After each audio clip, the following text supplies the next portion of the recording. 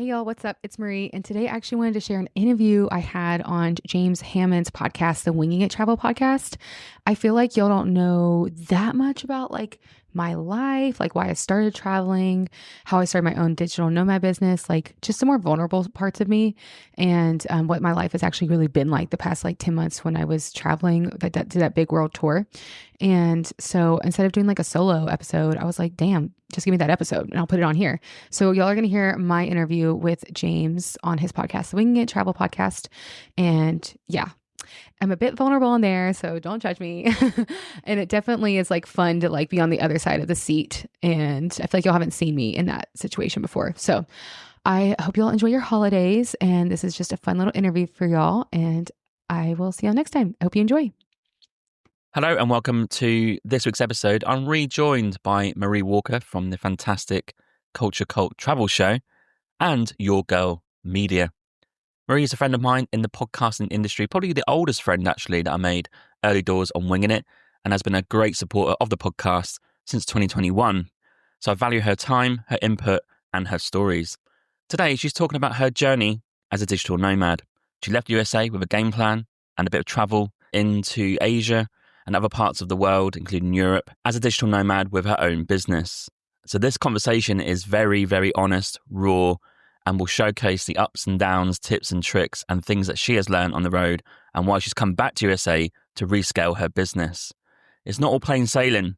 The first part is her going off on her venture and coming back because she felt like she had to regroup.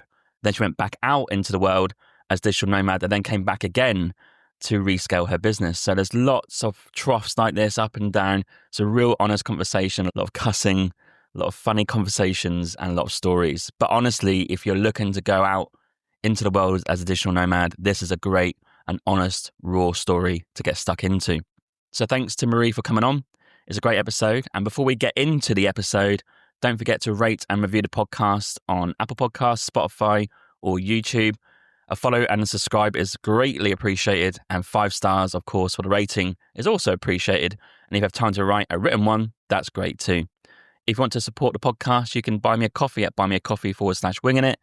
That is an easy way to spend $5 to support the production costs of this podcast.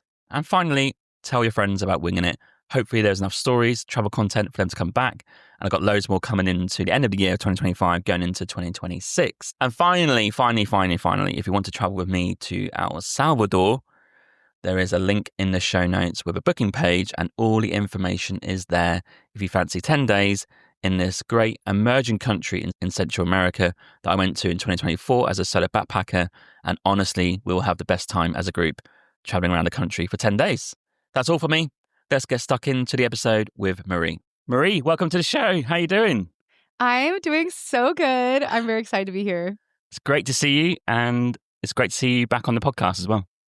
Yes, it's been 5 years, I think. So shit's changed. Sorry, can I cuss? I forgot. Can I cuss? Yeah. Okay. I was like, I probably should go if I can't cuss. I'll keep that in. It's been quite a few years, and there's been a journey since then. So we're going to delve into maybe a bit of a recap of who you are, travel-based stuff and a bit of history. Then we're going to delve into your digital nomad journey. I've got a load of questions about that. Then we'll finish with your business, your podcast, and any other business. Good. Do you like that? Cool. Right. So first of all, tell the listeners where you're based right now. LOL. What a funny question. I don't actually have a full base. I am right now at my mom's house in Alabama. Okay. And we'll probably get into it, but I got burnt out from a trip last, what's it called? Last year. And I was like, Yeah. I need to. That's what it's called, yeah. Yeah. I was like, I need to come home and I actually wanted to work on my business. So I was like, Yes. I'm sure if anyone's listening, I'm realizing I need a light while you're doing this. I'm realizing it for anyone who's listening that building your own business while traveling or scaling or building a business while traveling is hard. Not impossible, but hard. Hard. And I think to add to Marie's statement there, I did the same thing in 2023, right? Went for a year traveling, and I thought I could do the podcast, maybe some YouTube full time and some podcast editing management stuff. Absolutely not. That's a lot. Impossible. So what happened is, same as you, came back in 2024 at the start. I was like, no, this has got to be the business phase where I work on my business. So a bit like you, got to get things going, and then work to the next phase, which hopefully is a combination of the both business and travel, right? So we both had a similar experience, but you've been on this experience and journey sooner than I have because I'm still building up to going to that phase, right? So I still got maybe a year to go. Not sure. Yeah. Building takes time. And that's the cool thing about like you can go abroad and build your business, just go really slow.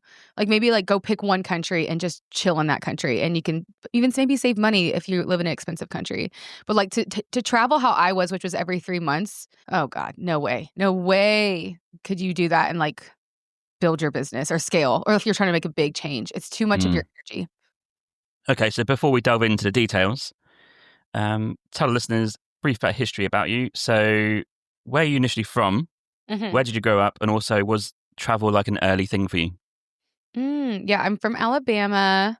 Um, Everyone knows the song Sweet Home Alabama. Like, no matter where you travel, you'll get like people from like Croatia singing it to you. And you're like, what the hell? Like, so I'm from Alabama and some of my earliest memories are get me the fuck out of here. Like, my earliest memories are like, this can't be it. There has to be more. And it was when when I went to New York when I was like in 6th grade, my eyes were like, everything opened up for me. I was like, this is real life. There's cultures, there's busyness, there's craziness. And so I don't know if that was your question, but it was I spent most of my childhood very frustrated. And then I went to New York and then I went to Austria when I was in 9th grade. And that's really when I got my first international taste. And I was like, oh my God, this is so much better. Like it was just so one of my first things I saw in Austria was, like, how many sex shops they had, and I come from, like, Alabama where there's only churches, so, like, to see sex shops and, like, cigarette Yeah. butts everywhere, and, like, I mean, Austria's actually really clean, but, like, that's what I remember because I was like, it's so opposite from Alabama, and obviously Austria is stunning, so Does it weird you out that people don't have that feeling of thinking what else is out there? Like the people who just, I can't get my head around this, and this is a thing I've been trying to battle with for years, is how do people think where they are is enough and that's good enough for them without actually trying to go somewhere else like Austria and see these sex shops, right? The first thing I saw was Germany, same thing. We went to a sex shop, like, this is not no way. this is like a different world. And it's only like 2-hour flight, right? But this is like on the street, you can walk in. We got told to get out because we're younger than 18, but we gave it a go. But yeah, that's kind of a different world, isn't it? Yeah, I am curious about people who don't want to experience other things. That's a lot of people from the South. I, I think, at least from like the American perspective, I think a lot of it is fear. They watch too much news. They are very comfortable. And then I have people like my mom, where I think she was just born exactly where she was supposed to be born. Like she likes it. She loves her family. I think people who are very, very family oriented don't see a reason to like travel because they kind of have all their needs met. Yeah. I guess I'm thinking it's fear or like they're just lucky they were born where they're born, that they liked it. I don't know. Yeah, it's a tough one, isn't it? I think privilege is here, isn't it? Like if you're from a country that has obviously not got a safe home, drinking water, then obviously there could be a big urge to leave just to make it easier for yourself, right? But I guess in the Western society, yeah, like what drives people to go and then what drives people to stay, they're both completely different. I have no idea why we are different, why we want to go, and then why people are just absolutely fine in their hometown, home city forever. Oh God. Wow. And also like, I just love how when you meet a traveler, all these travelers you meet on these trips, you're like, whoa, we all booked a ticket to this one spot and we all have different reasons. We all had separate lives before we all got on that plane. And like, who were we and how have we changed? And like, everyone's traveling for such different reasons. Maybe a breakup, maybe hates their job, maybe like, I don't know, like you're curious about India. Like, I don't know. Just, it's so cool how everyone travels for different reasons. And each time you travel, so for different reasons. Yeah, I remember the first time was I just need to get out. And I know people will talk about this like nervous journey from maybe thinking about it to booking it to going. Mine was the opposite. I was like, I booked it a year in advance. I was counting down the days. I couldn't wait to leave. I had to finish my degree, save some more money, then go, right? So I had a year to do it.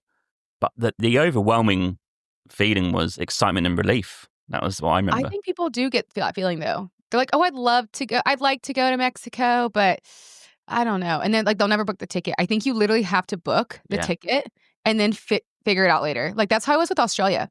It took me years to get to Australia because I mentally wasn't excited about the flight. And it was so It's long. chill. Like, it was literally fine. Like, it was so fine. I just, I booked it. I just like, I need to shut the fuck up and go. Like, because my friend's visa was ending and she wanted me to visit her. Yeah. And I was like, this is ridiculous. Like, it's been 3 years of me saying I'm going to go. So I booked it and then figure it out later. Like, you'll love it once you get there. Absolutely. Honestly. Best way to do it. Yeah, yeah. Australia for me was like what you said earlier about, oh, it's like home, but much better. Yeah. Yeah. Yeah. Australia, it's like if America had their shit together. Both have beautiful nature. Yeah. Both have really nice people. But Australia's government is so much more calm and better. I'm sure there's some Aussies who are like, what are you talking about? But like, listen, hello, I'm from America. Like, I'm coming from that perspective. Yeah. And like, it's safe. It's beautiful. Like, I'm like, this is who we should be looking at. Yeah. It's very similar, at least like the countryside and nature. Interesting relationship between you two, Australian, USA. Oh, Got a God. similar background. Maybe Australia's slightly newer, but both broke away sort of from the British Empire, but gone slightly different directions. Yeah, well, they had convicts and we had religious freaks. So I think that's actually what defined the difference between the two countries. Is like we had religious freaks that were like, oh my God, these pilgrims were crazy. And then burning people at the stake and stuff. And then like, oh my God, just their clothing. Grim And stuff, then you have the Aussies were just like, well, we were shipped here. Yeah. So I do think that like comes with the temperament. Like the temperament is a bit different. We're kind of like religiously zealous over here. And I don't think that's like as crazy over there. Yeah, because they both had a chance to create their own society. And I guess the prisoners were banned from the UK because they're prisoners, they're criminals. But in Australia, a new country, a new set of laws, they could probably go, do you know what? This is a chance for us to be free again from the law and start again and create a country maybe different to what UK is. Because UK is dominated by class, the aristocracy and all that sort of stuff, right? So this is a new chance to go the new way and they've done all right. Yeah. And I feel like that comes with that attitude of like, they're just so cool and chill. Everything. Like when I was in Australia, I feel like I was being gaslit the whole time because I was freaking out about the spiders and the poisonous snakes. And they're like, oh, you'll be all right. I can't do the accent. Let me stop actually. That's actually so embarrassing. Cut that. Was that Cockney or was that London? Or? No, I know. I can only do British accents, but even not really. All right, let's insert Australian accent here that they're like, you're fine, chill out. And I'm like, I'm being gaslit. But I think that's just their energy. Like everything's be all right. You'll be fine. I think that comes from being the ancestors of convicts. Yeah. I keep thinking about Jim Jeffries' skit about the Constitution. Love him. Because I think he had some like line about US Constitution that they think they got the best one in the world. He's like, don't worry, America. Everyone else has got one. Australia's got a great one. I don't know I don't know what it says, but we're doing all right. That's so funny. If something's bad or something needs to be changed, we'll have a discussion about it. We'll make a few changes and that's it. That's so funny. Yeah. I know. The thing is with America that I think is incredible is we were the first to be this like guinea pig for democracy.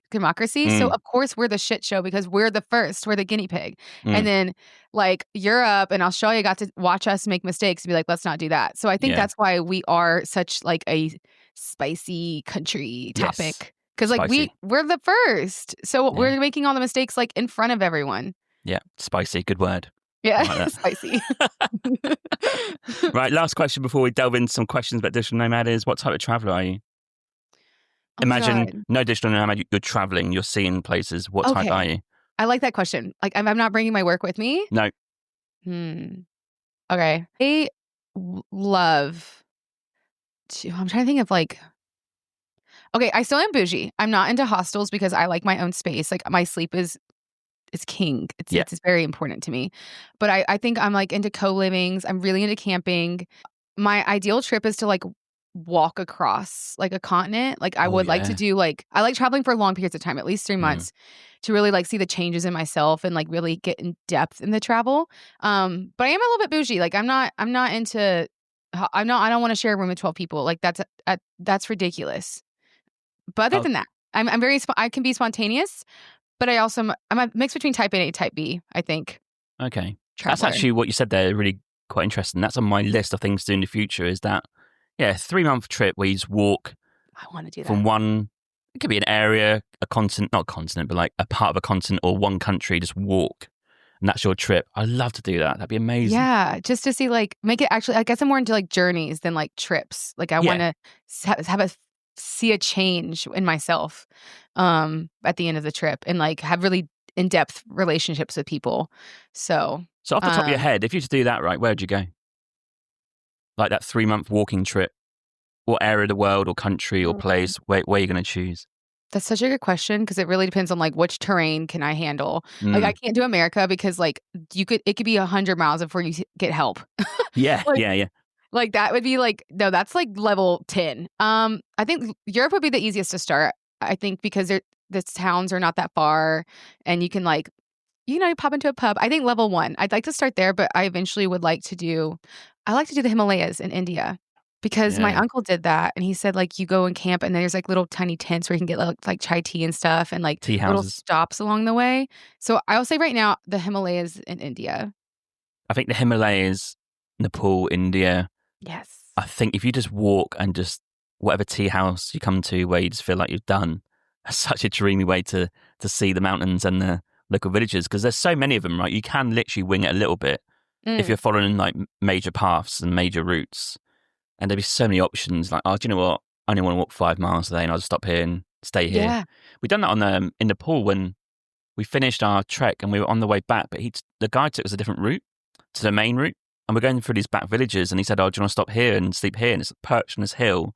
There's a guest house. The Oh my view God. was incredible. We're like, "Yeah, we're having tea and we're having dal bat. This is it." So that's That's what I wanna unbelievable. do.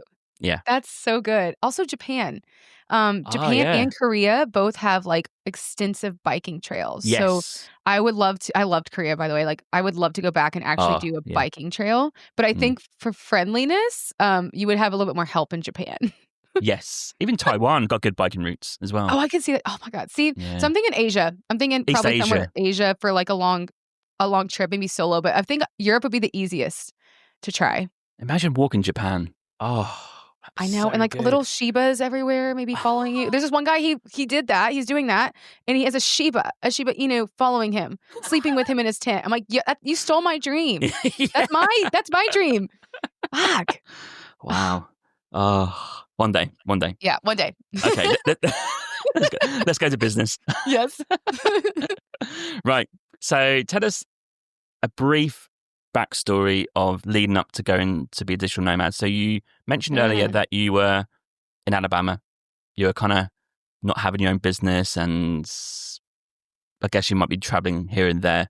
But what was the journey from like, do you know what? I need to knuckle down, get my business sorted so I can leave to go to be a digital nomad. How long was that, and how difficult was it to plan for that? Actually, it didn't start like that. Oh, It started no, but I mean, like, that's how you'd assume. It started off with, me coming home from a late night work shift and a homeless man being in my house asleep.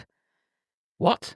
Yeah, and I'll explain. So the week of that year, like, I really was like, "I really wanna go travel, but I didn't wanna leave my home in LA because I had the most epic home." Like, I lived on top of a roof. They made a unit on a rooftop. Mm, And I was the wow. only one that should have access to that roof, and so I threw parties, music videos, like, I had the coolest, dopest spot, but it was in a really bad neighborhood, and so I didn't wanna leave. I didn't wanna leave. But then somehow I got bed bugs, and I was like, "Now how do I have bed bugs with no neighbors?" That doesn't make any sense because Yeah. I don't hang Mm, out with people that have bed bugs. So mm. when I came home and there was a homeless man in my house, I realized that man has been sleeping on my couch outside. That's why I had bed bugs. Like And that for was like my weeks, months. probably 3 weeks. And he didn't attack me. I think he was Oh yeah. confused. Like, he genuinely was confused as if, like, he lived there. I was like, "Bro, get up." No, that's not what happened. I actually screamed. But that was the catalyst of, like, okay, I think I need to leave LA. And I at that point, I was like, I'll just go. My friend had a place in Nashville. She's like, "Here's a free room. You can, work at a restaurant and do whatever." So I was like, "Okay, fine. I'll go to Nashville." And I was like, "I'll just go to Nashville for 6 months and then Australia because Australia has so many jobs."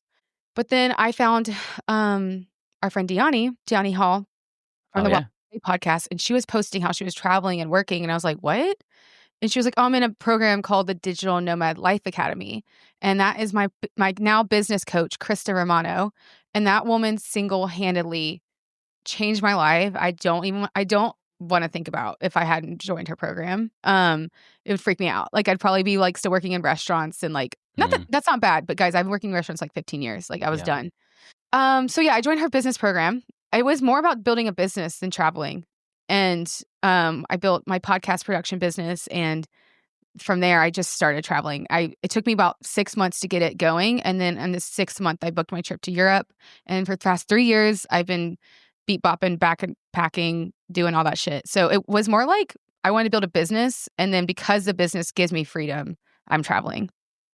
So how did you see the next phase? Was it sort of like half travel, half working, or were you like, how were you marrying up just working in a different place like Europe as opposed to actually traveling and seeing it? Yeah, so like I think when you're starting a business, it's kind of like revving a car. Like you'll rev the car and you'll go a little bit, and then the gas will break and stop. And then you rev the car and you go a little bit, and then it'll break and stop. So when I've had the harder months, the more stale months, I come home to Alabama, because here I just go to the gym and work. This is where I scale. So I come here and I scale the shit out of my business, and then it's going well. I go travel. I traveled for 10 months and the business is going well, but I was like, I want to be hitting certain numbers. And so I came back here. So I've just been using my mom's house for like 2 to 3 months whenever I'm like, I need to sit down and work on my business. And the other times I've been abroad. And how much did you think you need to get in your business per month to think, do you know what, this is enough money I can earn on my own to then go and be digital nomad? Was there a figure in mind?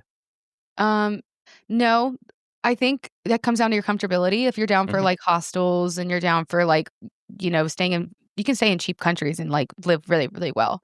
Actually, my first year, I actually like traveled and just stayed with friends. That was too fast to travel because I didn't want to be rude. So I'd stay there for like a week and a half. And so I was traveling really fast, and staying on friends' couches. But again, that was too fast for me, and I don't really recommend that. But I think I think you should budget out your trip and be like, okay, I'm going to pick Thailand. I think that's a great place to start. Yes. And then like bring up look at the cost, like a realistic cost, and be like, okay, what do I actually need to make? And just go from there, but you can definitely start traveling on a low budget. Like, I don't think you need to wait till a certain number. Now the lifestyle might change. Now that I'm a like co-living Airbnb person, I like want to make a certain amount of money. Yes, but you need it. Yeah. Yeah. Am I right in thinking actually you had, and tell me if I'm wrong, you had the first time going, then you came back to Alabama, then you went again? Yeah. So what I'm maybe remembering the second time you went, because I know I saw on social media you're out like in Asia and co-living there and went to Australia and all that sort of stuff, right? Yeah, now I'm confused about my journey. I feel like I went to okay, so I did Chris's program, graduated, got clients, went to Europe for 3 months, traveled too fast. Yes. Then I lost 3 of my 5 clients that November in the same like week. And I was like, what's going on here? And so then I didn't do anything wrong. It's just more like I realized I need to be working with clients who have businesses, not like passion projects. Yes. So now I only work with 6 to 7 figure coaches, blah, blah, blah. But it took me about 6 months to like gain a couple more clients. Then what did I do after that? I think I went back to Europe. I'm like confused. Oh no, that was this past trip. And then I went to, my business was doing very well. I went to Europe, Asia, Southeast Asia, Australia, and I traveled for 10 months.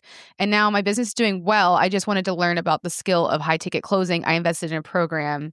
I'm scaling my business. So I came back here again. Okay. So let's go to the 10-month trip. I think that's what I had in my mind.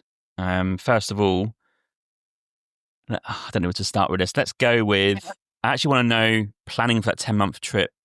Is there things that are quite underrated in terms of planning? Like, is there stuff that come up that you think, I should have thought about that? Could be travel insurance, could be, I'm just making things up. Was there things that came up before you went like, oh yeah, I need to sort this out. I need to go somewhere with good internet, like all these things? Or did you just kind of wing it and see how you went? Because I'm guessing you need good internet to work. And you need probably probably a good place to work that's quiet, maybe a community there as well. So how did you start planning this? Yeah, I mean, I winged it, but I have my non-negotiables, and there's such a difference between backpacking and being a digital nomad. Like, that's coming. That question's coming. Yeah, like, and I'll get into that, but like being a digital nomad, like you do need things like your business should always come first before your travels. Like, I'm sorry, like that's what gives your lifestyle. So I invest a lot of money most of my budget goes towards where I live because I'm like, I need to make sure it's safe, it's nice, it's good sleep, and there's good internet. Like, so that's where my budget goes to. But most places have good internet, honestly. And you can Mhm. always go to co-working. Co-living.com is a great resource if you're looking for co-livings. The best one I stayed at was in Thailand, where you have your own digital nomad like community neighborhood. Oh, So you have your wow. own home on stilts and a porch and like a little fun chair, like an egg chair. And then all the homes are surrounded by a pool, a co-working, and a cafe. And you're like a 15-minute walk to the beach. And I'm not gonna lie, I'm not gonna share what it is because this part of the island this island's very special and I don't want to overrun. So if you want it, you can message James or me, but like I don't feel like Mhm. I don't really like the over tourism that I've seen while traveling. So Oh, I don't know okay. how big your podcast is going to get. It's already doing well. I don't want you to blow up and then I overrun this island, you know? So if you're actually interested in checking Blacklisted out on the island, you are. Yeah. yeah, let's not like ruin the island because of James' successful podcast. So just message James or me and I'll actually send you the details on where that co-living. But co-living.com is a great resource. And I think there's one called like Surf and I use co-living.com. Yeah. Okay. And let's go to the question of the difference between backpack and digital nomad. Yeah. People might think they're the same, but I can imagine they're completely different. And can you even marry the two? Can you do 1 month digital nomad, like on the same trips? Let's say you left USA, you're not coming back for a year. Could you do like 1 month digital nomad, 1 month backpacking? Or is that just Yeah. unrealistic because your business needs you to be concentrating on the work for at least 2 or 3 months at a time? I mean, it's really down to your business. You know, like Mm-hmm. my friend Andrea, she has a website business and she has people on payment plans. So she just took 2 months off to Peru because she knew she was getting payment plans and she didn't do any work on her business. But now it's September and she's like, I have no leads, I have no marketing. I'm like, yeah, because it is something you do need to constantly be working on if you want cash in her business. Yeah. I have retainer clients, so I did a month in Korea and I didn't work. Okay. So you can like turn it off and on. But I think the difference within backpacking digital nomads is like with backpacking, like there's so much spontaneity and there's Yes. so much like risk and like you don't care if you end up sleeping like on a bus for 12 hours or you don't care if like you kind of want not stuff to go bad, but you want that story. Yes. And I think with being a digital nomad, I can't take the risk of getting a crazy story because I'm like, I got clients. Like I can't be having too Yeah. crazy shit. And that's why it does lose that thing in travel that like I didn't have as much crazy stories in that 10 months of trips versus like when I did 3 months of backpacking in the first time.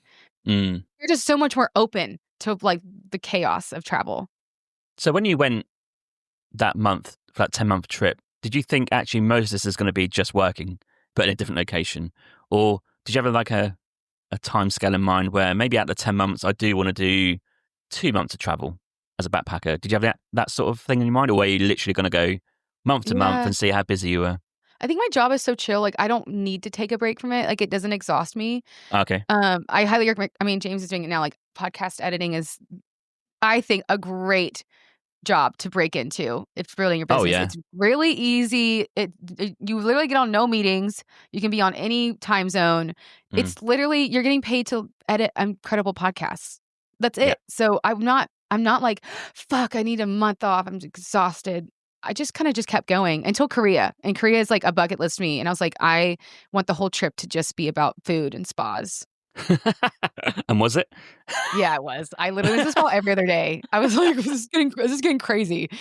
Yeah, I loved Korea. It's a crazy place though. How did the first 3 months of the second trip, the 10-month trip, compare to the first 3 months of the previous trip where you're in Europe? Like, was there any Mm, significant changes or ways that you were doing things, or was it quite similar, but you just had a more regular income? totally different. My first time, I was sleeping at friends' houses, so I didn't want to be rude. So I'd stay there for like a week and then like fuck off. That was a lot. By the end of the trip, I felt so burnt out and so like sad. I was like, oh my God, I'm just zipping into people's lives and they have their Uh, jobs, their boyfriends, their routines, and I'm just zipping in and out. And I felt like a ghost. I was like in and out, in and out, in and out. And I was like, I don't like that. Um, and then now I did 2 to 3 months per country. Like I just mm, maxed out the visas. So this time, like I did 2 months in Lisbon and man, I just had to make a whole group of friends everywhere I went, I had a group of friends. I maybe was actually able to date someone, truly date someone. And like have my gym, have my routines, and I just went as slow as possible. Essentially, Yeah. if the slower you travel, just the more like just the deeper the relationships you can have. So I think if you're traveling for a long time, I would go slow because I think you will start Mm. to feel lonely and burnt out because I mean I feel like travel is all about the people you meet. I think that's a big part of it. Yeah.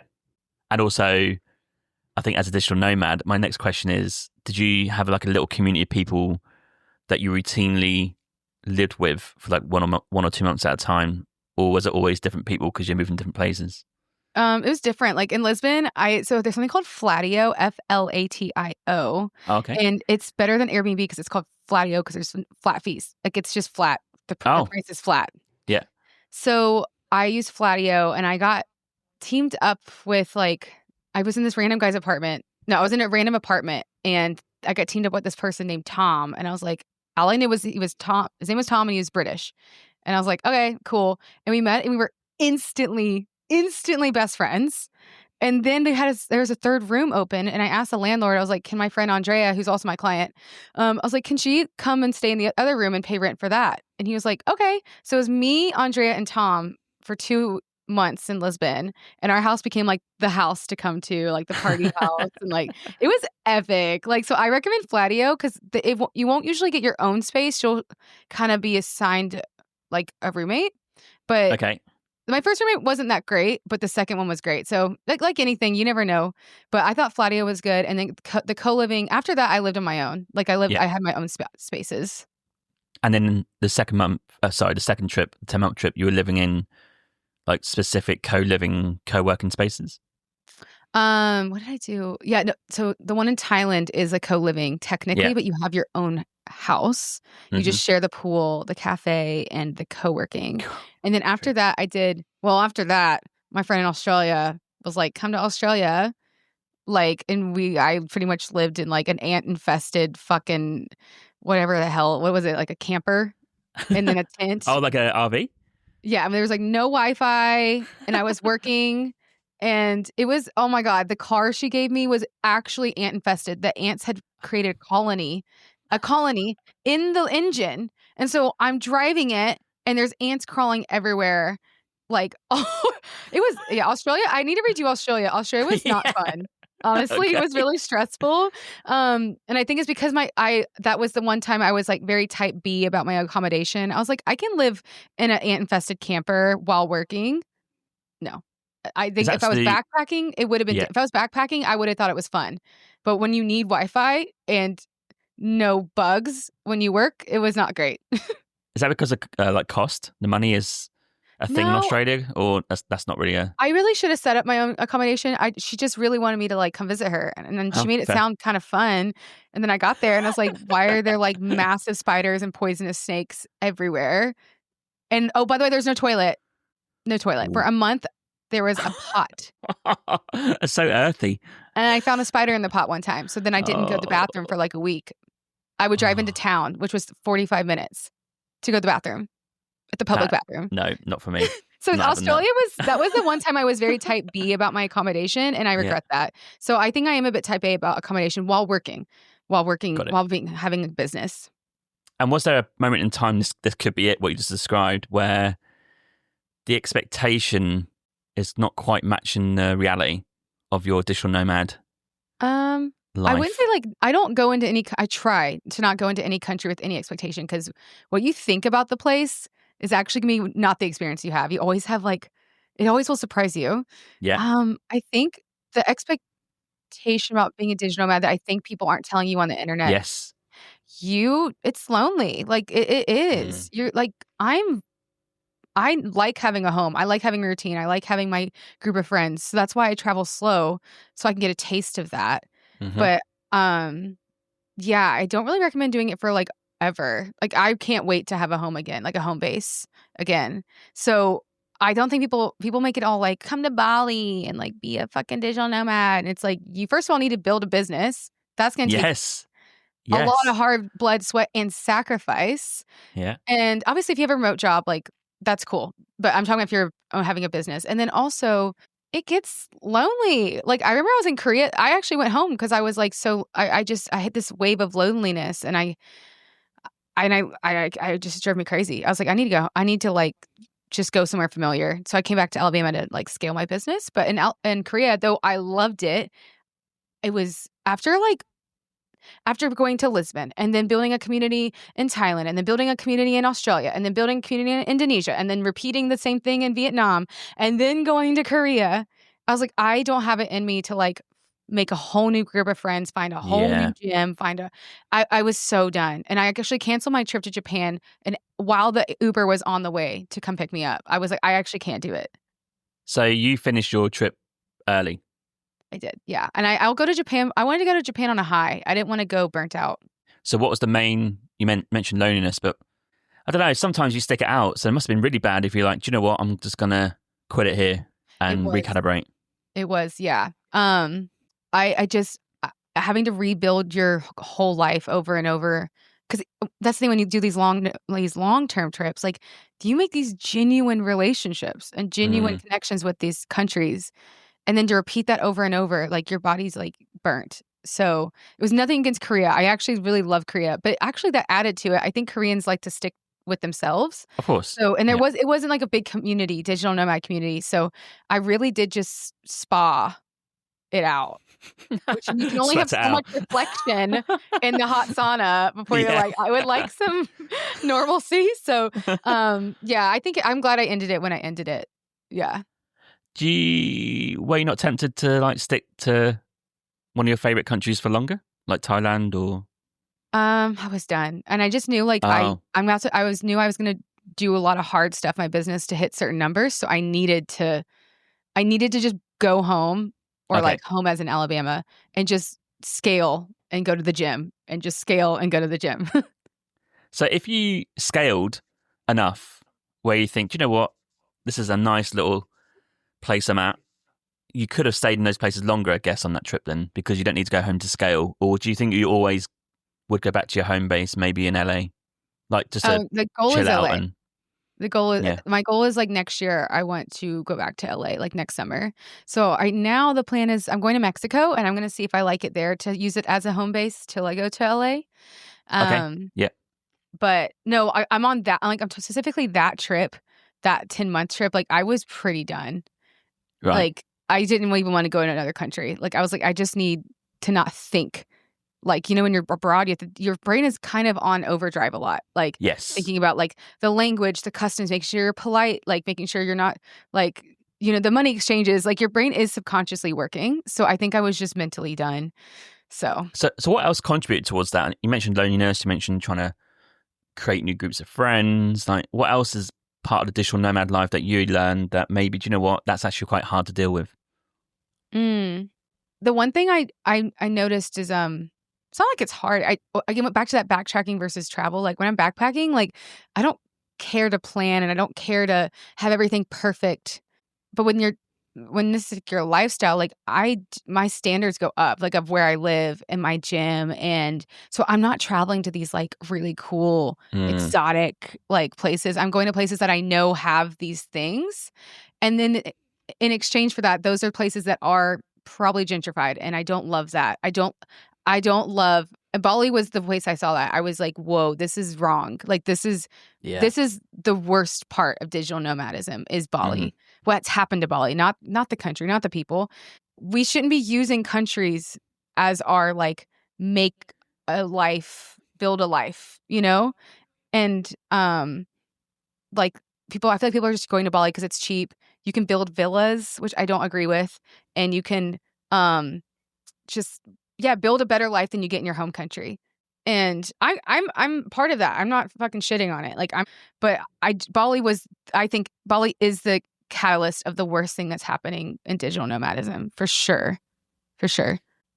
Yeah, I guess a lot of people might be asking, well, why not just be a digital nomad at home? So why do you think people do live in somewhere like Bali or Thailand for longer than maybe like staying at home? So let's say like they go to Thailand, get a 6-month tourist visa, dip out for a weekend, back in for another 6 months and stuff. Why do you think people do that in places like that? Because I heard like for Bali, for example, it's not actually that cheap in that gentrified area. No, it's not. Like the gyms are the same price as Western areas and all this sort of stuff. So what's the point doing it in a different country? I would like to talk about my business coach, Krista, because she loves Bali. And like, that's where Oh, she finds all of her community. And like, I think that's what it is most digital nomads, not all of them, a majority have their own business. yeah. And it is awesome. The digital nomad community is awesome because we are mostly business owners. So if you can surround yourself around other Yes. business owners, your mindset, your business will only scale further. So I think that's why people like Medellin, Lisbon, these hubs, Yeah. Bali. And like that's the beautiful thing about being a digital Yeah. nomad. Like that is we're making our own world, we're making our own communities. I think that's what's attractive.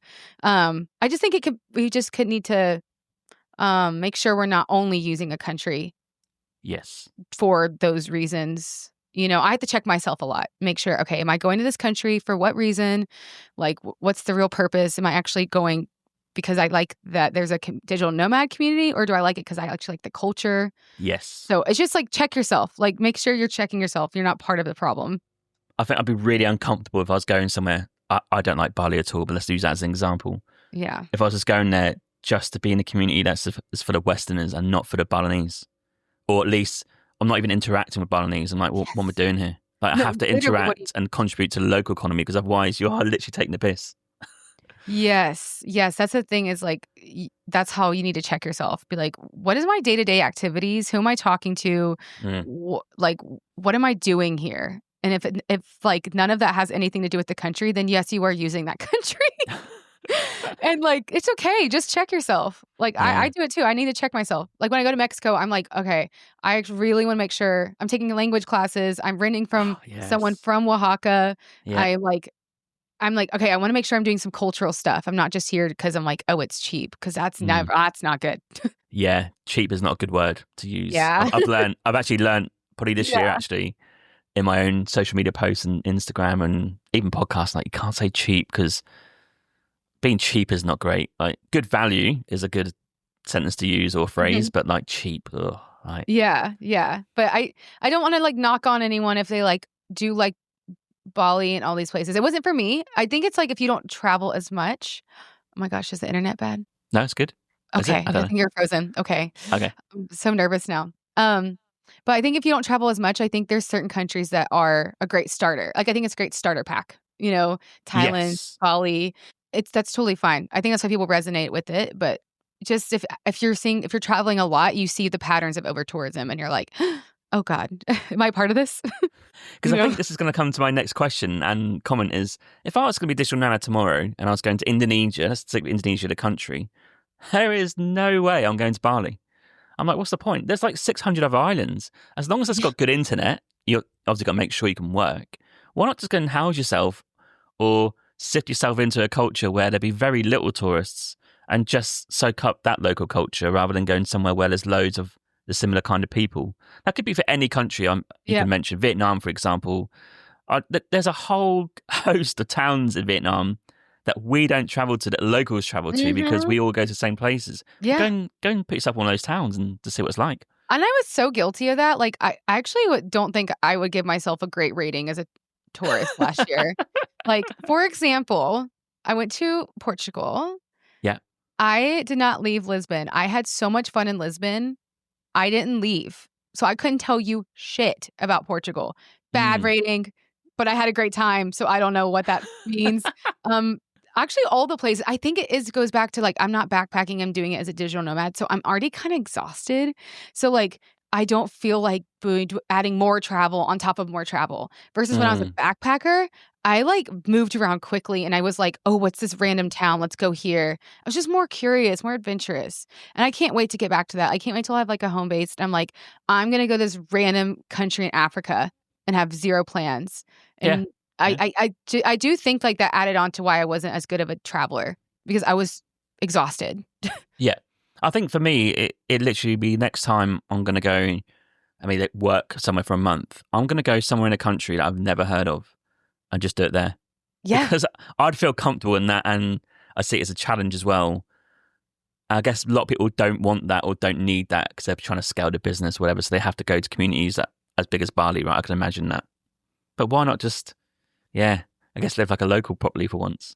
I don't know. Yeah, I think that's the best way to do it. But yeah, I'm guilty. Maybe easier said than done. Not sure. Yeah, I think at this time in my life, like I'm pretty burnt out from travel a little Mm. bit. So I'm not as being as adventurous, and I really can't wait to like I reverse all this and I have a home base and I can actually just like go travel to just travel and not bring my laptop. That would be ideal. But at the same time, being a digital nomad has brought me the coolest fucking experiences. So everything's for a season, really. So do you think you'll ever be a digital nomad in the sense like you were? Do you think you would ever go again to Asia, for example, and just plot yourself in different countries for 6 months? Or do you think that phase is over? Yeah, I totally would do that again. Even if Yeah. you had your home base in LA? Oh yeah, I would totally do that again. Okay. Like it's just would I go for 10 months? No. I think 6 months is my max. I think Okay. that is like I think I pushed it too much actually after 6 months for me. But everyone's so different. Like everyone be like, I've been traveling for 3 years straight and I'm fine. And some people Yeah. can't do even a month. I think the problem for us, though, being creators and doing podcast stuff is I really put emphasis on the home base for that quiet studio time, or at least a room where I can literally work and do creative stuff, because I think it's quite hard to do on the road. You've got to maybe find somewhere quiet, maybe a good table and a good chair. Like I just need that home base to go and do my podcast or YouTube, whatever, right? Yeah. No, I mean, that's pretty important too. And I also feel like my podcast has been put on the side between travel and building my business. Like my podcast has become like the step baby. And I'm like, I'm so sorry. Like, but I don't want it to be, but like, it's hard to, how you were saying, how you were traveling and then you were trying to do your podcast, build a community, build your business. There's only you're only a person, like at the end of the day. So, it does take a lot out of you, but then the experiences you have, you just get to have more experiences because you have the money to like live somewhere longer versus backpackers. I think they go till their money runs out. Yeah. And then actually now you literally need to go home. Yeah. And that is a tough place to be. Yeah. And that's also exciting if you get that rush from it. But like as a nomad, like, yeah, you can be like, oh, where's the next country? Let's go, you know? Yeah. Yeah.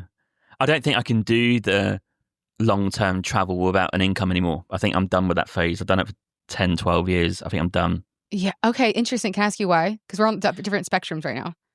Yeah, because I can't deal with the stress of running out of money, trying to find myself a job I'm not going to like in a place that's going to be fairly expensive, like a Western country. It's too stressful. Can't deal with it. Yes. I'm like you. I need a home base and I need an income, business income. That's the big aim. Because that's another version of exhausting part of travel is like you go on this trip and then you have to reset your life, go find a new job, go find all this stuff. Like it's like that's also just as hard. So really it's choose your heart, choose which one you want to do. I would choose my business any day, like over that, because I think it's just you're building a life of freedom. Like, yeah. And that way, like I could go fuck off and go to Thailand again, or I could just stay in LA for a whole year, or I can do all of that. So you have a choice versus what the situation you're in now. You really don't have an option. You have to just kind of go where the money goes. So can I shout out my coach? Sure. I really want to emphasize, like, if you are wanting like a freedom filled life and like to create your own business, and like the thing with my coach, she doesn't just tell you to build a business so you can make cash. She finds out what your passion is and how you can monetize it. So her name is Krista Romano. Her podcast is called the Digital Nomad Life Podcast. And I highly, highly recommend if that's something like that you're itching towards. That's great. I'm going to check that out. Good resource for me. 100%. Yeah, you know, James, for real, you need to be listening to her podcast. Like, I'll send you some episodes. Like, sure. It's definitely, there's a lot of mindset stuff that she talks about too. I think, interestingly, I'm at this like weird peace at the minute because I'm accepting that I'm just not traveling as much because I've done that for a year in 2023. And now it's the odd bit of travel, but I'm trying to scale the business, trying to do the podcast and YouTube thing, right? So I can't accept that this phase is that. And it needs work, it needs time, and it needs effort. So I'm happy with that. The downside is, can I say it? I'm not sure. The downside is it's not where I want to be. So it's quite frustrating to be trying to do that alongside my actual job and not having much time left over. And add to that, if I'm doing YouTube or podcasts and I need stories, Yeah. I need to go and see some Yeah. places. So Yeah. I'm like, oh my God, how do I No, deal with this? literally. Like you actually like it's part of your job to go experience Yeah. stories. Fucking hell. Yeah. Yeah. No, we need to talk about that. Like when you're building your digital nomad business, like you probably will be working while doing that. So you Yep. need to like, you're gonna have to sacrifice things. Yeah. Like, yeah, I've sacrificed a lot to build my business. So, but then it's so fucking worth it. It's so worth it. It Like is worth it. Yeah. Yeah. just 100%. that's why I hired a coach because I'm one of those people like I want to expedite the process as long as short as possible. So I hire coaches for things. So I wanted to like learn about sales. I hired a sales coach. You know, I got a business coach because I'm like It's not a if, it's a when, and I want to make sure the win is now, Yes. like as soon as possible. Yeah. Yeah. So as soon as possible. Yeah. but that if you're in that position where you're like, oh, like I want to be a digital nomad, but I'm still working my job. Like, yeah, you're gonna have to do both for a little bit. And how did you learn about yourself on this journey about how you work as digital nomad? Like, do you work better in the mornings? How do you structure your day? It depends on like the place. So in Lisbon, I was going out to like, should I say it? 5 a.m. Yeah. Lisbon, I've heard worse. I partied every single day of the week. That was the most I've ever partied in my life. And so I was waking up at 2 p.m. getting work done. My clients would wake up in New York and I'd be like, hey, just so hungover. But I'm friends with all my clients. So like that's another thing that adds that relaxed thing in my business. But then, in Thailand, like the day is so beautiful. So you might want to be out at the pool all day and then get your work done. And like, it depends on the country. I do work better in the mornings. I do work well. I actually, now my schedule is like 10 to 3, 10 to 4. Oh, so yeah. I like to have core really, hours. Yeah. Corporate term. Sometimes I work like a full 8-hour day. Or 9. But I like to have really long mornings. I'm going to the gym, I'm going on walks, like chilling, and then get my day started. But that's the cool thing when you have your own business, like it can just be whatever you want. Yeah, like, that's the thing, isn't it? You can claim you can have whatever client you want, you can have whatever boundaries you want with your time. It's all up to you. And it's the freedom though. Like you're not bound by having to be on a laptop for 8 or 9 hours a day at a certain time. No, that's the freedom. Today, I went to the gym and then I got on this call. Hang on, you're 3 hours ahead. I know, I'm going to the pool after this. But then like, there's some days where I'm like, okay, we got to fucking work. Like last weekend I worked because I'm going to Mexico. And I was like, I want to make sure when I go to Mexico, I don't do a lot of work in Mexico. So I'm work on the weekends. So it all comes down to you.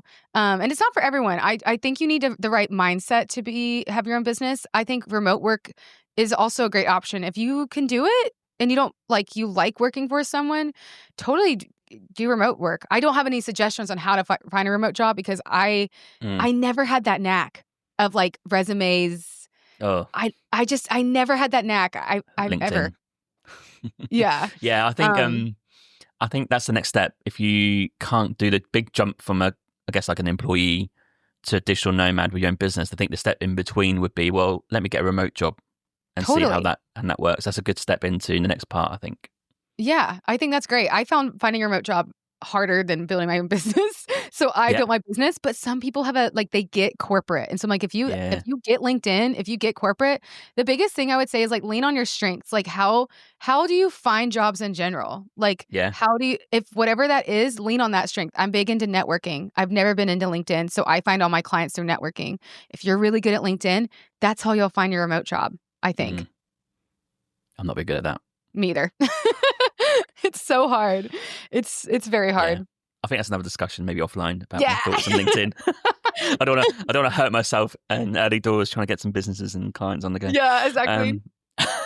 So, if you had to do it again, your 10-month trip, looking back, what would you do differently? Than my last trip? Yeah. Honestly, nothing. I loved everything. Besides, in Australia, I would have just gotten my own place. That added a level of stress that did not need to be there. And it made Australia stressful. And I don't think I got to really dive into the country as I would have if I had just had paid for like a nice place. Yeah, I don't know. I don't know if I would have done anything different. Even though I got burnt out at the end, like I got to still experience Korea.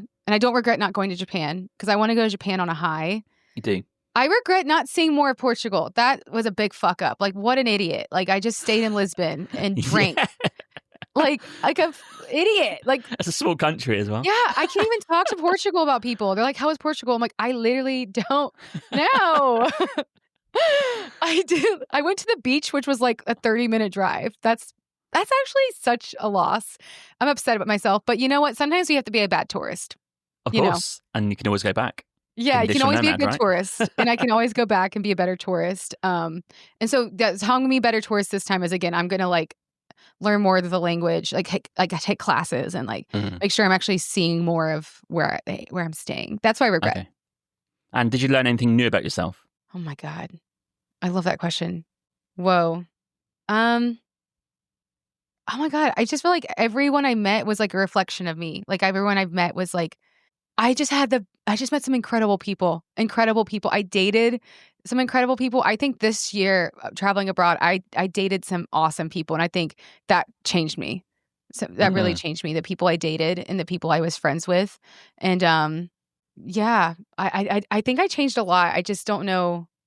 It's hard. I haven't reflected on it actually. Oh, okay. It's a bit raw. Yeah, no, that's good. It was just like, it's like reflecting over a whole year. It's hard to process. Yeah. Like for the dating aspect, actually, we'll touch on it. Must be quite hard being digital nomad to date, right? Unless you're with someone already. Like, is it always like fairly casual? Because how do you know where you're both going in 2 months' time? How does that work? I'm actually like the opposite when I'm dating abroad because I'm like, I don't think you have to do it casually. Like I still had my same like boundaries and same like rules, I guess. Like we just started like you date more intensely. It's like more passionate because you're like, okay, technically we have 3 months together, but that doesn't mean we need to be acting like we're in a situationship. Like why don't we spend these 3 months truly as a boyfriend and girlfriend and like really be the most romantic, like deep. Let's see how deep we can go. I think you can do that. You just need to communicate that. I think because there's a lot of that's thing. I think with the digital nomads versus backpackers, especially in places like Thailand, you get to these places and there's a bunch of these like British boys who are like just there to party for 3 days and have sex with as many people as possible, and that's fine. But I think if you're actually dating, you just need to like get. I think you need to be around digital nomads and you need to just communicate. Like be like, no, like I'm only here for 3 months, but I actually like you and I want to actually just date you while I'm here. And I had a boyfriend. And we traveled together. Yeah, we were like together for like 6 or 7 months and we bumped around countries together. But then at the end, he realized he wants to live in Wales and like only live there. And he doesn't want a long-term relationship. So I was like, okay, well, then it must end. It sucks. That's pretty savage, isn't it? It's interesting that he wants to go back to Wales. Was he in the same situation as you where he was like dotting around countries, doing that thing and just seeing maybe somewhere new to live or just seeing how that lifestyle works? Or was he always thinking Wales, do you think? He got like laid off, like his whole company like collapsed. Like like everyone got laid off. So he was like, well, I might as well go travel. And he was also building his business while he was abroad. But then I think he realized like he's like he and I both realized he's an extreme homebody. Like he actually isn't that much of a traveler. So he was just like, I think I just want to hang out and be in England. And I'm like, I want to go to California. I want to go to New York. I want to go here. And he was like, I don't know if this is aligning anymore. And I was like, yeah, it isn't. But we had so much fun together and I only have good things to say about him. So I guess that's what changed me. I think the people I met, oh my God, like genuinely changed me a lot. I met so many different kinds of personalities and everyone I met was just so wise. And like, I just learned a lot. I think internet people who travel, we're very wise. Like I think more than other people. No, I do love it. I love meeting those people. Yeah, they're like your true friends because they have the same interests and passion. True is probably a bit of a wrong word, really. Actually, probably more aligned with what you think in this day and age. Whereas, like we've all got school friends, maybe that from a very different time, where like you've grown as a person, and they just gone a different way. So it's like that relationship does change. But yeah, I found actually that the last year or so, or 2 years, going to events, meeting travelers, digital nomads. I'm like, oh yeah, these are my people. So I do like that. I think the values that we have are similar. Like we're all into growth mindset and like we're all into curiosity, like being curious. And I think Yeah, I think that's what makes it special. And like we all know, like, okay, we maybe only be together for a few months. So we need to Yeah. like do everything together. And it's just so heightened. It's so heightened. Like I would never move in with a man in less than a year, but like we're traveling. So we lived together in Vietnam. And I was like, this is something I would just never do back home. Yeah. Ever. Yeah. Yeah. I would be like, I would judge that person. I'd be like, you're moving fast. Very fast. But Yeah. you're traveling. So like what are you gonna do? I You know know? people at home, they move like lightning after 3 or 4 months they're in. It's like, Yeah. crikey. Yeah. So Yeah. I think the people I met changed me. Like oh my gosh, like they have such a place in my heart. That people I met in Australia, Lisbon, Mm. Thailand, all these places there, and even like the locals. Oh my God, some of the locals I just will never forget, especially in Vietnam. Yeah, just the certain connections you make, and you're like, ah, I hate that I have to leave you. Yeah, I think Vietnam's interesting. They've got such a young population. I think half of it is under 35 or 40. Yeah. So I think there's a big youthful population there. And as we all know, the youth and the older population, there's a difference because of just what happens going through time. So yeah, it's quite an interesting country to be based. Like people might, if you're older, think, oh, that's still like the Vietnam War in the 60s. No, this is like a proper, not westernized, proper going country. They are totally on it. Oh, they're like it's like going home, amazing. Vietnam. Yeah. Like they're doing so well, and the country's like it's getting so advanced, and they run it well. I don't know. I'm just very impressed by Vietnam, and the people are so sweet. Like, well, not everywhere in the country. I would say like certain parts of the country, Vietnamese can either be hot or cold. I think, and I'm talking about that. Maybe it has to do with the older generation. Like if you go into these small towns, they might not smile. They might be like, "What are you doing here?" Yeah. Like they're very blunt and but then the younger population is very, very sweet. Oh my gosh. Yeah. Yeah. Love it.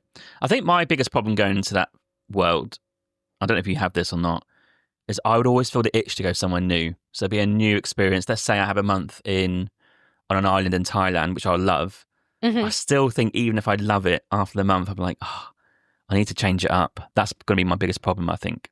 No, that's fine. Like do it. I feel like your first trip as a digital nomad, you're going to be like kid in a candy shop. You're going to go crazy. Yeah. You're going to go crazy and go to all these places. And then second trip, figure out the next one. But like what's your like dream for like when you finally get your business like to the level you want? Yeah, I'll give you top 5 countries if you want. Yeah. Spain. Interesting. Okay. Yeah. Why Spain? Do you know what? I absolutely love that country and I've just not done enough of it. I love it. I love the People there culture. are cool. I love the different parts of the country. So if you want a bit of coolness, go to the northwest, Galicia, really nice, green. But if you want that sun and just like to chill out, but maybe more in the wintertime, go south. I just love the thought of being in Spain. I love it. Oh my God. Bit cliche, but hey, Thailand. So I've named the two. To want to be in Spain. And number 2 is Thailand. That's the 2 biggest places we go to as holidays. Yeah. This is top 5 British people places. Continue. So I'm going to get the details of your place that you stayed at in Thailand. I will offline, tell you. Yes. Because I have this idyllic mind of not going to Koh Phi Phi or Penang or whatever, but there's like little islands like Koh Lipe and other ones that just not as sort of travelled as much. So I want to park myself on those islands. So yeah, Thailand is there. I think I'd like to do somewhere like Uruguay. Be quite cool. I just met someone on the plane from Uruguay. She was so sweet. Like, yeah, very progressive. No one goes there. No one goes there. Speak a little bit of Spanish, so like go learn Spanish there. That'd be pretty cool. What else am I thinking? I think somewhere idyllic, like an island, but it does depend on internet, doesn't it? But I've got this weird obsession with paradise, so maybe something like French Polynesia or Cook Islands. God. Yeah, totally. That would be so good. And then the 5th place is East Asia, so it'd be somewhere like Taiwan, Japan, Korea, one of those 3. I totally would go back to Korea. Like, I want to go with someone next time because I think I don't want to. I think again the culture isn't like super like, hey, how are you? Korea, I would totally go back there easily. 100%. I like those are great countries. Those are great. It's like a mix of like some nomad hubs and some that are not like more adventurous. Yeah. I think also what's underrated with travel and with digital nomad stuff is the weather, right? Can we touch on this for a bit? Because if you're going to Southeast Asia, I don't think you want to be there when it's rainy season, right? So now I'm like, I have a secret about the rainy season in Thailand, but I'm like, I don't. Oh. No, hey, I won't gatekeep too much. Okay, so apparently in Thailand, there's the rainy seasons they don't go like north to south, they go east to west. So when I got to Thailand in September, like probably September 15th, like very close to now, I was in Phuket. Fucking pouring every day. I didn't see the sun for 7 days, and I was like, I'm gonna get depressed in Thailand. Like that's crazy. Yeah. And then I took I'll say the island I went to. I flew to Koh Samui. Oh, okay, yeah. It's a famous island, yeah. but where the co-living isn't in the main area. It's in like part of a smaller town. Yeah. I flew to Koh Samui 2 months straight of perfection. But then November, the rain started heading to Koh Samui, and then Phuket gets sunny. So it goes east to west. It doesn't go north to south. So that's how the rainy season works in Thailand. So if you go to Thailand in the quote rainy season, like if you're on like the Koh Samui, Koh Phangan side, you'll be fine in September. Yeah. But go ahead and move to Phuket side in November, December. Yeah, Koh Lipe side. Yeah, little secret for y'all. Or Koh Lanta. Chill island. Koh Lanta, yeah. There's so many islands in Thailand. Oh my God. No, this is what I mean, right? This is why it's so good. I love Thailand. I genuinely, I think if the whole world was like Thailand, we would have peace. Like 100%. There's no way. Like Thailand is how the world should be, I think. Yeah. Apart from its border with Cambodia, that was a bit hairy, wasn't it? Start firing at each other. Okay. And lastly, on this bit, any advice you'd give to someone who's maybe leading up to changing their lifestyle to be a digital nomad? Anything you would say? I would say genuinely listen to that podcast, the Digital Nomad Life podcast. You really, if you have like already experience of having your own business, then like, honestly, you can also just reach out to me if you have questions. I love talking about entrepreneurship stuff. I'll shout out my stuff later, like my Instagram, but you can come out to me. But I think consuming the right podcasts, hiring a coach, getting in those circles, you need a little bit of a crew. If you're about to change something in your life, whether it be fitness, whether it be mindset, whether it be your business, you need to have a support system because you're going to have those days where you're like, is this worth it? And you need someone to be like, shut the fuck up. Yes, it is. But I would start with the podcast, Digital Nomad Life podcast, and tell me that doesn't change your damn life. Like, it's so good. And judging from this conversation, I think the three things I've learned, the keys to being a digital nomad are you need your own business or your own income, or at least work remotely. But the remote jobs can sometimes limit you to where you can go. So it depends on how much freedom you want. Yeah. I actually think it's quite hard to find that freedom in that job. I think finding a remote job is actually just as hard personally, unless that's like something you already you do easily. I think I'd rather stay at home, have a normal job than work towards being a digital nomad. I think that'd be much easier. Too, because then you get to have like lifetime freedom. Yeah. Okay. Number 2, have a home base. Now, the reason I say this because I know you learnt this on your trip, but I've learnt this on my backpacking trip in 2023, even before I'm anywhere near being a digital nomad, because I just think sometimes you just need to go home, don't you? And just like chill out for a month or see friends or just create stuff. Yes. And it's quite stressful if you're trying to maybe find an Airbnb and it's not quite the right room or it's just the expense and it's like, oh. Yeah. It's like the exhaustion wears on you slowly. Like to the point where then you just are burnt out. So I absolutely agree on having a home base. Like I can't wait till I have one. Same. And number 3 is there's difference between backpacking and being a digital nomad. So you need to work out for your year, for example, how you're going to marry the two if you really want to do both, because you can't consistently do both intertwined 1 week here and there. Because I think, let's be realistic, if you're going to have a business and you've got clients, I think you just need like a month to get stuff done, don't you? Or at least the first 3 weeks of the month to get your work done. Then you can maybe have a week, right? You need to figure that out. Yeah, it depends on your business. But like, if it's a good business, then you do need to be working on it a lot. Like, it's not just, I have clients. Like, you need to be thinking about how can I market? How can I scale? You are going to be wearing all the hats in the business. This is what people don't talk about. Like, you are all the hats. You need to be also learning just always learning, like reading knowledge, if you really want to like have a successful business. So it's all give or take. Both are hard. It's hard being a backpacker with $300 left. It's hard being a remote worker knowing you can't go to Asia. And it's hard having your own business knowing like it's a skill. You need to learn how to be a businessman, woman. Choose your hard. Yeah, very hard. Okay. And talking of business, let's go to the last part of the episode. So tell us about your business, what it's called, what you offer, and if people are interested, how they get in contact with you for that. Yes, my business is called Your Girl Media. It's pretty niche. I work with 6 to 7 figure coaches. I have a boutique agency for coaches. So like, my God, I can handle anything from like podcasting, YouTube, SEO, CRMs, funnels, but I specialize also in high ticket sales. So if you have a high ticket offer in your coaching program, I'm personally only going to work with one client closing them, but I have a matchmaking service so I can set you up and connect you to setters and closers. So why would you go anywhere else? I'm your girl, essentially. Like if you're a coach, like literally, why would you go anywhere else? I have everything you need. And again, I niche down to work with coaches because I realized as a podcast producer working on passion projects, that shit gonna run dry. Yeah, it does not pay. It's gonna run dry at some point. So like with coaches, they need me. I genuinely am bringing, like, for example, my client Krista, actually the girl I was talking about, my coach, she's my client. I brought her $1 million in sales from her podcast. What? She needs me. She will keep me on her payroll. She will. Yeah. So that's why I specialize in coaches, and because coaches have changed my life. So Your Girl Media, and my Instagram is at Your Girl Media. Okay. Yeah. And any like social media for that? Yeah, the Instagram for that is Your Girl Media, and then for the website, yeah, I'll probably just send you that. It's yourgirlmedia.com. Yeah, put it in the show notes. Okay. And then your podcast, the Culture Cult Travel Show. My stepchild, I love. I really can't wait to get back to focusing on. Oh my God, yeah. So my podcast, like the reason I started it is because I grew up in Alabama, and I grew up very, very ignorant. And I know a lot of Americans don't travel a lot, and they can be quite ignorant. And I don't think that should stop you from learning about the world.